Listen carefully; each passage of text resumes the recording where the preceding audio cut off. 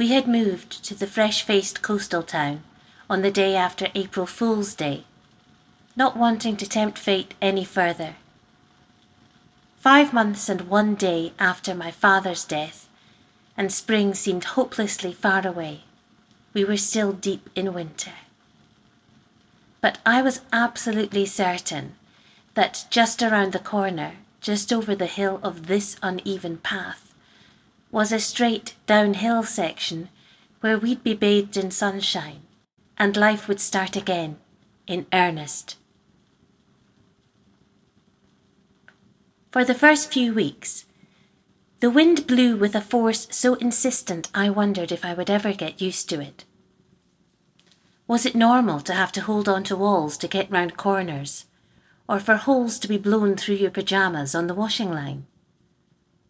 But each gust seemed to sandblast more sadness away, sending it crashing into the North Sea. When the long-awaited spring came and quickly bloomed into a blazing summer, the visitors started to arrive. Among them, my sister, struggling to get over a chest infection, and I tried to persuade her to stay longer, to soak some more sun into her thin skin. I let her sleep in my own soft bed, cooked her favourite foods, and we warmed our hands over plans for this new life. As the summer sky deepened into a blue I'd never seen in Scotland before, the days were spent entirely on the beach, rediscovering the joy of digging channels into the sea with my small, dogged son. We returned to the house only to watch the tennis, and were back on the beach so quickly, passers-by shouted out the result to us, assuming we'd missed it.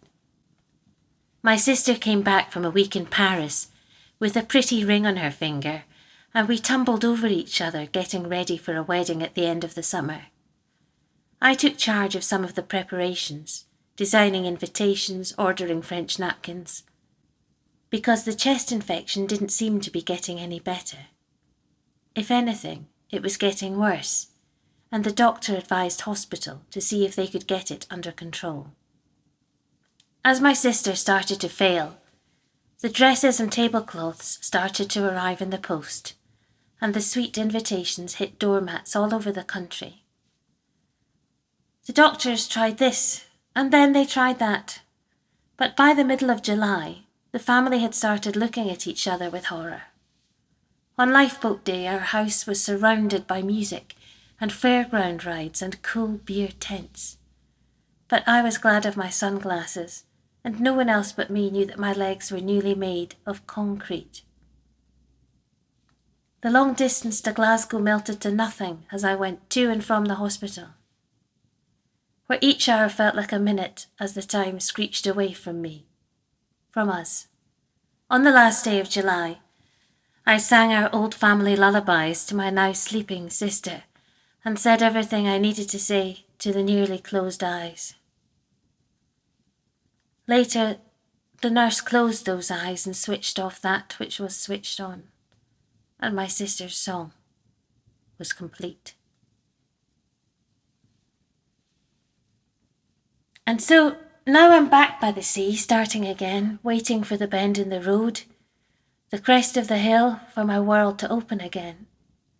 But the days are impossible, and I rail against time wasted staring into nothing, hours spent just keeping squalor at bay. I make mistakes all the time, lose things, miss trains, leave my passport behind, and I think, this is not the path I was supposed to be on. I play a record my sister and I loved, and I hear a grotesque howling, just like the noise my sister made when she knew what was happening to her, and then realise it's my own crying. I put the record away, and I don't think I'll ever be able to listen to it again. Looking in the mirror is an exercise in despair. Rosy apples have turned to mouldy plums, and I know what my friend means when she grabs my cheeks and says, "Oh, your poor face." Every other day I come across the wedding clothes and fabric, and I'm convulsed anew each time. I keep hoping that next week will be different, And while things are sometimes easier for a few days, there are still potholes and speed bumps on this shitty road.